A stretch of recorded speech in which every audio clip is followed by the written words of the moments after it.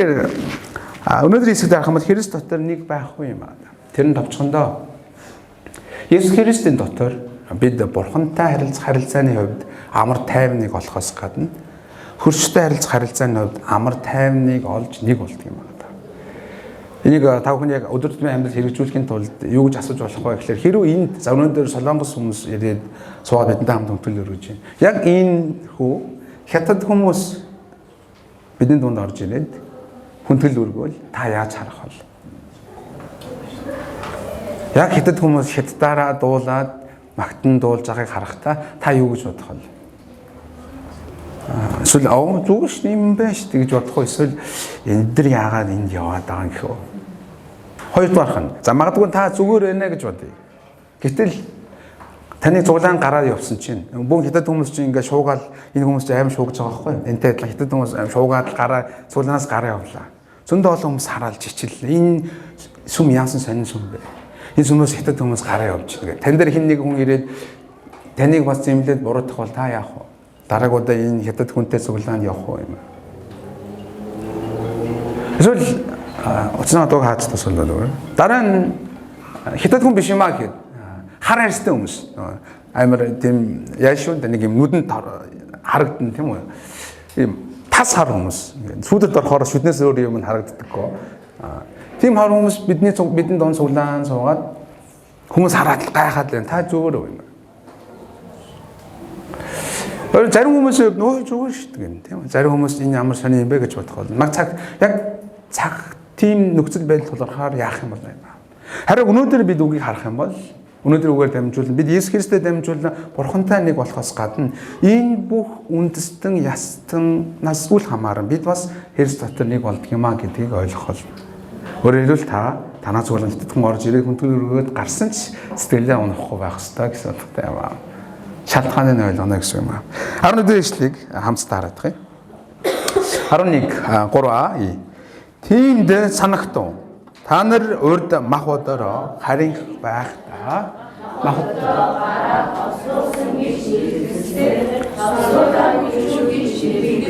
Амен. Библийг харах юм бол хоёр ийм ястны энэ ялгуурал маш их байсан байна. Тэр нь ямар хүмүүс гэхээр Юда хүн болоод харь үндэстэй хүмүүс юм. Ээж Паул 11-р эшлээс үргэлжлүүлэн хэлэхдээ ийм санагтун гэж эхэлж байгаа. Өөрөөр хэлбэл юу гэж судалтай вэ гэхээр ямар байж байгаад Христ итгэсэн бэ гэдгээ санаараа юм байна. Ямар нөхцөл байдал байж байгаад аврагдсан гэдгээ дахин нэг санаараа юм. Би Христ итгэснийхаа дараа өнгөрсөн амьдралаа мартаж болохгүй юм байна юм шүү. Эзэн тань та биднийг ямар хүнд амьдралаас суглан гаргасныг санах ёстой юм байна. Паулийн онцлон хэлж байгаа санахтун гэж хэлж байгаа энэ үгний ард нь та нар өмнө харийнхан байсан гэдгийг хэлж байгаа. Тийм үг байгаа юм уу? Та нар өмнө харийнхан байхдаа холзлуулсан Юдэ хүмүүсийн хувьд та нар холсуулаагүй чуд гэж нэрлэдэг байсан гэж хэлж байна. Өөрөөр хэлбэл Эфес чуулган бол ихэвчлэн харь үндэстэн хүмүүсээс буюу харийнхнаас бүрдсэн чуулган байсан юм байна. За өнөөдөр жоох хэцүү гэж магадгүй шүү. Хамт яваарай. Тэгэхээр тэд нэр Юдэ хүмүүс өөрсдийгөө хонцлуулсан гэж өөрсдийгөө бахархан харин харь хүмүүсийг холсуулаагүй шүүд гэж тэднийг нохоо мэд үздэг байсан юм байна. Юдэ хүмүүсийн хувьд харь үндэстэн хүмүүстэй харьцдаггүй, ярьдаггүй, бүр гэртээ оруулах нь биш гэртэн ч хүртэл очидаггүй байсан байна. Нохоо гэж үздэг учраас тэр шүү дээ. Тийм учраас Паул хэлэхдээ Эфес чуулганхан та нар холсуулаагүй шүүд гэж нэрлэгдэж өөрөөр Юдэ хүмүүст ялгуурлагдаж ирсэн хүмүүс байсан гэдгийг нь дахин сануулж байгаа юм. Энэ Эфес чуулганы яриа юм шиг боловч яг үүндээ бид нар ч гэсэн яг энэ харих юм аа. Юдэ хүмүүсийн зүгээс харахад бид хослуулаагүй чуд. Яг цэвэр Юдэ хүний хувьд бид бол нохоо гэж тооцогдох хүн байна. Солонгосын нэг Ян гэдэг нэг пастор байдаг байхгүй. Тэр хүн Юдэ нэг найзтай байгаад Юдэ найзтай олон жил хөрөлсөн хэрнээ ерөөсөө хамт хоол идэж үзээгүй юм байна. Зөв минь тустай яваад. Ажлын шаардлагаар хамт байдаг хэрнээ. Гэсэн чинь нэг өдөр тэр хүнийг хоолнд нөгөө Юдэ хүн урьж байгаа байхгүй. Тэгээд олон жилийн дараа Юдэ найз нь хоолнд урьж байгаа болохоор гоё хоол авч өгнө гэж бодсон байхгүй. Тэгээд амар сэтгэл догтлолтой хүлээж исэн чинь зүгээр нэг цайны газарт нэг хоол авч өгсөн байна. Жохон гомдоод яагаад надад ийм хоол авч өгч байгааг асуусан чинь төө юудэ найз нь юу хэлсэн гэж надтай хоол идж байгаа нь нэр төрийн хэрэг шүү гэж. Би чамд хоол авч өгч байгаагаар чамайг найзаа гэж хүлээн зөвшөөрж байгаа хэрэг юм аа гэж. Өөрөөр хэлбэл юудэ хүмүүсийн хувьд ийм үнзэрхэг үзэлтэй хүмүүс гэсэн юм. Одоо ч гэсэн. Гэтэ энэ тухайн үед бол бүр илүү байсан гэсэн үг шүү дээ. Тийм ялгуурал дунд. Өөрөөр Христ итгэл бол Юудэгаас гарсан шүү дээ. Есүс өөрөө Юудэ хүн шүү дээ. Тэгэхээр Юудэ хүмүүс Есүсийн сайн мэдээ харь үндэстэн дамжуулахыг хүсэхгүй байсан. Юу гэж харж байгаа болохоор харь үндэстэн шүү дээ. Нохоо гэж харж байгаа хүмүүс учраас. Энэ давааг давах гэдэг үнэхээр хэцүү байсан байна. Хан Петрийн төгөж санаж байгаа. Харин Паул энэ давааг давсан шүү дээ. Тэрээр харь үндэстэнд сайн мэдээ ярьсан явсараа өнөөдөр бидэнд ирсэн юм байна. За холзуулаагүйчүүд гэж нэрлэгдэж байхдаа та нар ямар байсныг 5 янзаар илэрхийлсэн байгаа. 12 дугаар ишлэгийг харъя да. 12 хамт харлаа. Тэр үед та нар Христ үгүй бас Израилийн иргэншилд гадных амлалтын гэрээнүүд харинх ертөнцөд ямарч найдваргүй бурхангүй байлаа. Өөрөлдвөл тань холзуулаагүй гэж нэрлэгдэж байсан тэр үед харийнхан гэдэг цол дор явж байсан тэр үедээ та нарт Христ байгаагүй уусаа байгаагүй шүү. Харийнхан ямар Христ байх вэ? Та нар Израилийн иргэншил Израиль гэдэг ч өөрөө бурхны ард түмэн шүү дээ. Энэ иргэншил ямар ч гадны хүн байсан бурхнаас өгсөн амлалтын гэрээнд угаасаа харийнх ойлгомжтой ертөнцөд ямар ч найдваргүй гэж. Өөрийн ертөнцөд найдваргүй гэдэг энэ үг маань би баяртай болно, машинтай болно гэсэн найдваргүй гэсэн утга биш юм байна. Би юуны төлөө амьдраад байгаа юм бол би үхээд хаашаа явах бол гэдэг тал дээр найдвар байхгүй гэсэн утгатай юм байна. Та нар найдваргүй байсан. Тэгээд хамгийн чухал нь та нар юугүй байсан? Бурхангүй байсан гэж. Энэ үг харах юм бол бид нэг хэлж байгаа. Бидэнд ч гэсэн юу байгаагүй. Христ байгаагүй. Израиль хүний зүгээс харах юм бол бид яг мөн гадны хүмүүс байсан. Гэрээний хувьд чи гадны хүн байсан. ертөнцид юу байхгүй байсан? Найдвар байхгүй байсан. Бидэнд бас юу байхгүй байсан? Бурхан байхгүй байсан. Яг үндэ бидэнд бурхан зөндөөл их байсан шүү дээ. Хэдэн мянган гараал бурхан байсан. Та нар ингээд баг багтаа ном уншихтаа ямар төрлийн бурхан дагж ийсэн мэдж байгаа сте тий. Хүн болгон өөр гэсэн бурхантай байсан да. Миний одоо мартчихчээ би нэг тийм бурхантай байсан юм аа. Тэгтээ жинхэнэ бурхан байгаагүй шүү дээ. Ийм байсан юм аа гэж хэлж байгаа. Харин 13 дахь эшлэг харах юм бол ийм байхад 13-ыг хардаа. Харин нэгэнтээ алс хол байсан та нар идэвхтэй Христ Есүс дотор түүний цусаар ойр болов. Амен. Бидэнд ийм 5 зүйл байгаагүй ч 13 дахь эшлэг хэлэхдээ энийг нэг үгээр юу гэж хэлж байгаа нэхэрэ алс хол байсан гэж. Энэ өөр орчуулгуудыг харах юм бол Бурханаас алс хол байсан гэж орчуулсан байна. Нэг бас харь үндэстэн байх та. Эфесчүүд та нар өмнө Бурханаас алс хол байсан. Монголчуудаа та нар бас Бурханаас алс хол байсан. Солонгосчуудаа та нар бас Бурханаас алс хол байсан маа гэж. Алс хол байсан харин идэвхтэй Христ Есүс дотор түүний цусаар Бурхантай ойр болов гэж хэлж байна. Бурхан бүх харь үндэстэн өөрөөс нь асар хол байгааг харахтаа Есүс Христийг өгсөн шүү дээ. Харин Есүс Христ загалмай дээр цовдлогдсон тэр цусаа урсгаж нас барах үедээ бидэнд Бурхантай ойр байх боломжийг өгсөн юм аа. Амен. Амен. Тэр энийг хэдүүлээ ойлгомоор байна. Эфес чуулганы яг адилхан бид нар ч гэсэн 5 зүйл байгаагүй ч тэр Есүсийн цусаар дамжуулан бид Бурхантай ойр болж чадсан юм. Ямар агуу үнцнээр бид аврагдсан юм байна. Тэр Бурхантай алс хол байсан харилцаа ойр болсон харуулсан нэгэн үйл явдал Библи бий болдог. Юу вэ? Библи сургал оюутнууд хариулахгүй шүү. Бурханаас алс хол байсан энэ үйл явдал ойрцлыг харуулсан нэгэн үйл явдал Библи бий болдог. Тэр ямар үйл явдал юм аа?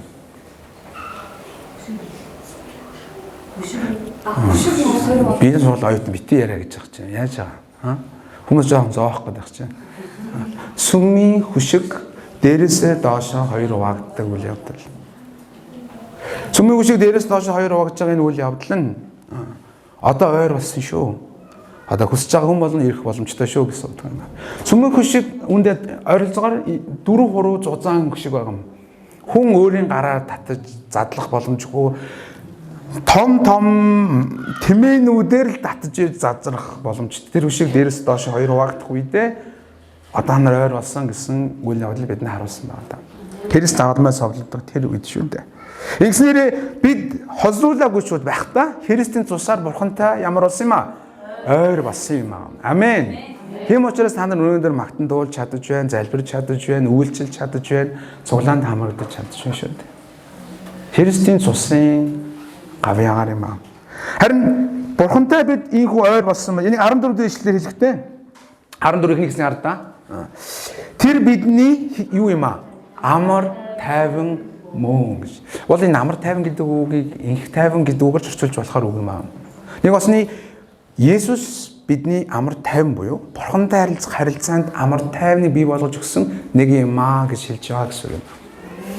Өмнө нь бурхан бидний харахтаа ямар нүдээр харж байсан бэ? Төрлөхөөс уур хилэнгийн нүдээр. Нүгэлтнийг би шийдэх гэсэн харахгүй гэсэн уур хилэнгийн нүдээр харж байсан бол Христийн цусаар дамжуулан ойр болсны дараа бурхан биднийг инээмсэлсэн царайгаар харах боломжтой болсон юм байна. Учир юу тогтсон учраас? Амар тайван тогтсон учраас тэр юм байна. Есүс Христ бол бидний амар тайван юм амен. Өнөөдөр энэ амар тайван байхгүй хүмүүс маш их байна. Одоо ч гэсэн амар бурхантай харилцааны хувьд амар тайван биш хүмүүс маш их байна шүү дээ. Тэр хүмүүс Есүс Христ очих үед тэр хүмүүс бурхантай харилцааны хувьд амар тайвныг олох бол тэр хүмүүс нь бид нар байхыг өрөөж байна. Цаашаа 14 дэх эшлэл харах юм бол одоо арай өөрөөр энэ нь хослуулсан хүн хослуулаагүй хүмүүс гэсэн ялгуурлын тухайд ярьж байгаа. 14-ийн сүүлээс харах юм бол тэр махбодороо хоёр хэсгийг нэг болгож бидний дундах дайсанал болох хуваагдлын ханыг нураасан юм аа. Өөрөөр Есүс Христ загалмайд совлогдсон махбодороо энэ хоёр хэсэг гэж байгаа маань юудэ хүн буюу хослуулсан хүн гэж байгаа нэг үнцэг харь үндэстэн буюу харийнхан хослуулаагүй хүн гэсэн нэг үнцгийг энэ хоёрыг нэг болгосон юм аа гэж хэлж байгаа гэсэн юм. Өөрөөр хэлбэл цаашид үүнээс хойш хослуулсан хүн гэж ярихгүй хослуулаагүй хүн гэж ярих болсон гэсэн утга юм аа. Есүс Христийн загалмаагаар дамжуулаад хооронд нь байсан хуваагдлын хан нурсан юм аа гэж. Юудын түүхийг харах юм бол их сонирхолтой байгаа. Юудын ийм сүм байгаа шүү дээ. Одоо хүртэл тэнд ислам шашны сүм байгаа. Юудын сүм гэж нийлсэн маш том газар байгаа шүү дээ. Юудын сүмд хэдийгээр харь үндэстэн хэрнээ Юудын шашинд орж ирвэл харь үндэстэн Юудын шашинд орж ирсэн ч гэсэн сүм рүү орж болдоггүйсэн. Сүмийн гадна тал нь Юудын эрчүүдийн ордог хэсэг хашаа. Жохон том байгаад эмэгтэйчүүдийн ордог хэсэг хашаа. Тэрний гадна талд нь харь үндэстэн хүмүүсийн ордог хашаа бас. Өөрөөр хэлбэл тэд зайнаас сүмийг л хардаг байсан байна. Хэдийгээр Юудын шашиндаа болсон ч гэсэн. Яагаад та харь үндэстэн хүн гэдэг утгаар тэд сүм рүү чөлөөтэй ордоггүй тийм соёлтой байсан. Тэгэхээр түүхчид нэг бичиг олсон ямар бичиг байсан бэ гэхээр хэрв хэн нэгэн харь үндэстэн хүн энэ ханыг давбал үхэх бөгөөд бурууд нь өөрөө байх болно гэсэн утгатай. Өөрөөр Юудын хүмүүсийн хувьд сүм рүү харь үндэстэн орвол шууд тэд алдаг байсан гэсэн. Энэ маш том хуваагдлын хан байсан гэсэн. Харин Есүс Христтэй дамжуулан энэ байхгүй болсон гэсэн үг юм. Ойлгож тийм үстэй. Харин өнөөдөр бидний хувьд болохоор амархан байгаа. Бидний харь үндэстэн хүн Юудын хүн гэсэн бидний хуваагдал бидэнд байхгүй ч өөр ямар нэгэн байдлаар бид хүмүүсийг ялгарлах боломжгүй юм байна шүү. Та холзлоос гадна манаас өмчхөн царайлаг хүмүүс явнаа гэсэн юм гаргаж ирж болохгүй гэсэн юм. Манаас өмчхөн боломжтой хүмүүс л явнаа шүү. Манаас өмч явах дандаа жоохон ядуу буруу хүмүүс л явах нь. Эсвэл манаас өмчхөн монгол хүмүүс л явах хэвээр. Ямар нэгэн байдлаар бид ийм хуваагдлын хан гарах боломжгүй юм аа. Учир нь Есүс Христ махбодороо хамгийн том хуваагдал байсан хослуулаа гэдэг энэ ханыг нураасан учраас тэр юм аа. Тиймээс бидний цаашид хуваагдлын хан байхгүй гэсэн үг. Энийг 15 дахь ишлэлээр бүр илүү тодорхойгоор илэрхийлсэн байна. 15 дахь ишлэгийг хардаа хамт уншиж 3. Мөн зарлиг доторх тушаалуудын хуулийг хүчингүй болгож хоёр байсныг өөрийн дотор нэг шин хүн болгон амар тайвныг тогтоогоод. Амен. Хуваагдлын хан нь юунаас үүсч ирсэн бэ гэхлээр зарлиг доторх тушаалууд байсан юм байна. Ягаад юудэчүүд хослуулаг өгж хуваагддаг байсан бэ гэхээр хуулиас болоод. Хуулийн дээр зааж өгсөн байсан учраас юм аа. Харин Есүс Христийн дэлхий дээр загалмайдад совдлогдож үхэн дахин амьснараа энэхүү зарлигийг хүчингүй болгосон юм гэж. Хүчингүй болгосон гэдэг маань байхгүй болгосон гэсэн үг биш бөгөөд хэрэгжүүлээд дуусгасан гэсэн юм аа. Юудэ хүмүүсийн тэмдэглэж байсан холдлол, тэдний баяр, тэдний идэж болохгүй хоол, идэж болдог хоол гэх мэт зүйлсүүд нь Есүс Христээр дамжуулан хэрэгжээд хүчингүй болсон юм аа. Юудэ заншлаар бол бид самгивсаал идэх боломжгүй байна. Харин Есүс Христийн загалмаа дамжуулан энэ зүйл хүчингүй болсон учраас бид чөлөөтэй болсон гэсэн юм. Манай ойлгож байна тийм үү? Өөрөөр Есүс Христ хуулийн 613 хуулийн Есүсийн талаар зааж байсан бүх хуулиудыг хэрэгжүүлсэн учраас хуулиар дахин цаашид хүмүүсийг ялгуурлан харах боломжгүй болсон гэсэн юм аа. Тэгээ та яа хууль дагж ирсэн биш яаж мэдэх вэ гэж бодож болохгүй юм аа шүү. Харин энэ дэр маш гоё үг байгаа нь хүчингүй болгох хоёр байсныг өөрийн дотор нэг шинэ хүн болгосон. Өнөөдөр хэлсэн хамгийн чухал үг энэ үг юм аа шүү. Нэг шинэ хүн болгосон юм аа гэдэг. Хослуулсан хүн байна уу? Хослуулаагүй хүн байна уу? Хар арьстай байна уу? Бор арьстай байна уу? Хятад хүн байна уу? Европ хүн байна уу? Хамаагүй. Ямар ч ястан, ямар ч үндэстэн байсан хамаагүй. Тэр хүн Есүс Христ тэгсэн бол тэр хүн шинэ хүн болдго юм аа гэсэн утгатай юм аа. Өөрөөр хэлбэл Есүс Христийн загалмайн цагаас хойш хүмүүсийг харахтаа бид хослуулсан гэдгээс нь харахгүй гэсэн үг. Шинэ хүн болсон үгүй гэдгээр нь харна гэсэн үг юм аа. Есүс Христэд итгэн нүглийн уучлалыг аван Бурхны хүү охин болсон шинэ хүн болсон үгүй юу? Ганц хэмжүүр маань тэр л ах болно. Учир нь Есүс энэ зүйлийг бий болгож амар тайвныг тогтоосон юм аа гэж. Энийг Паул хэлж байгаа нь Эфес чуулган дотор харь үндэстэн хүмүүс байгаа, Юда гаралтай христэгчнэр байгаа юм аа. Байнгын зөрчилдөн бий болж байгаа учраас энэ үгээр дамжуулан энэ зөрчилдөөнийг дахин нурааж өгч байгаа юм. Тэгэхээр хэдүүлээ би зөвхөн залуучуудын цуглаанд л явмаар байна. Би зөвхөн ийм цуглаанд л явмаар байна гэсэн бодлыг зарим тохиолдолд хаях шаардлагатай болно. Учир нь бид нь ямар хүн чухал гинэ? Нэг шинэ хүн юм аа. Яг нь Солонгос жишээ их автдаг учраас Солонгост нэг шинэ хүн гэдэг нэртэй цуглаан байгаа байхгүй юу? Нэг шинэ хүн гэдэг нэртэй цуглаан. Тэр сонирм нэр биш гэж юу? Нэг шинэ хүн гэдэг нэртэй цуглаан байгаа. Библи мэддэг хүн хараад яа өстой зөв нэр шүү гэж хэлэх бол. Нэг шинэ хүн гэдэг нэртэй цуглаан. Учир нь энэ нь хамгийн чухал учраас тэр. Бүх хан хэрмүүдийг нураагаад Христэд итгэсэн нэг шинэ хүн гарч ирэх. За өнөө би 17 хүртэл яваад дуусгана. 16 хараадах. Аль алигийн нэг бие дотор загалмаагаар эвлэрүүлснээр дайлсгалыг нөөг. Хоорондоо байсан дайлсгал шүү дээ тийм үү? Бурхандаа эвлэрүүлээд дайлсгалыг хүрээ. 17 гарах юм бол тэр ирж алс хол байсан та нарт амар тайван болон ойр байгслаж та нарт амар тайвныг тунгалсан юм аа. Нэг бас Бурхантай Есүс Христээр дамжуулан эвлэрч Бурхантай харилцаан дээр амар тайван тогтоод ирэхлээр бусад хүмүүстэй харилцаан дээр амар тайван тогтож байгаа юм байна. Өнөөдөр та Солонгос багийн хүмүүс маань энд ирэхдээ анзаарч байгаа юм. Дуулж байгаа магтан зүүн хүртэл адилхан байна шүү дээ, тийм ээ. Тэгэхээр нэг тийм юу биш, нэг юм харь гаргийн юмд ирсэн юм шиг санагдахгүй.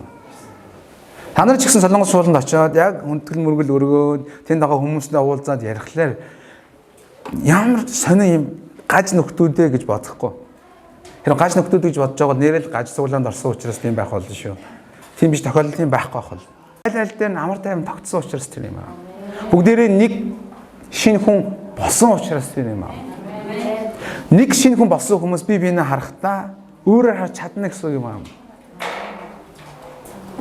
Эд 17 ишлэг харах дээр алс хол байсан та нарт амар тайваныг тэр өгсөн юм аа гэж өөрөө Есүс юм аа. Алс хол гэдэг нь ямар үндэстэн хэлж байгаа вэ?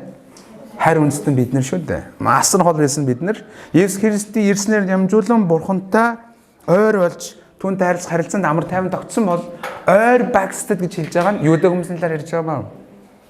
Юудэ хүмүүс нь бурхантай арай л ойр байсан шүү дээ бидний гонд. Тэдэнд бурхан байсан, тэдэнд хууль, тэдэнд Христ байсан, тэдэнд бурханы амлалтууд байсан. Гэхдээ тэдэнд ч гэсэн бурхантай харилцаанд асуудал байсан учраас Иесус Христэд дамжуулан бас юу ирсэн юм аа? Амар тайван ирсэн юм аа гэсэн юм аа. Юудэ хүмүүс ч адилхан, харин үндэстэн хүмүүс ч адилхан аль алинд нь Иесус Христэд дамжуулан бурхантай тогтдог харилцаанд амар тайван ирсэн бөгөөд бид тэр нэг шин хүн болж байгаа юм аа. Тийм хүмүүс агасаа ирэж байна. Би бол 22 хүртэл явмаар байгаач аргагүй шаардлагаар энэ хүртэл дуусгаад 2-3-аараа болоод өнөөдрийн номлолоос юу болж харсан талаараа ярилцгаая.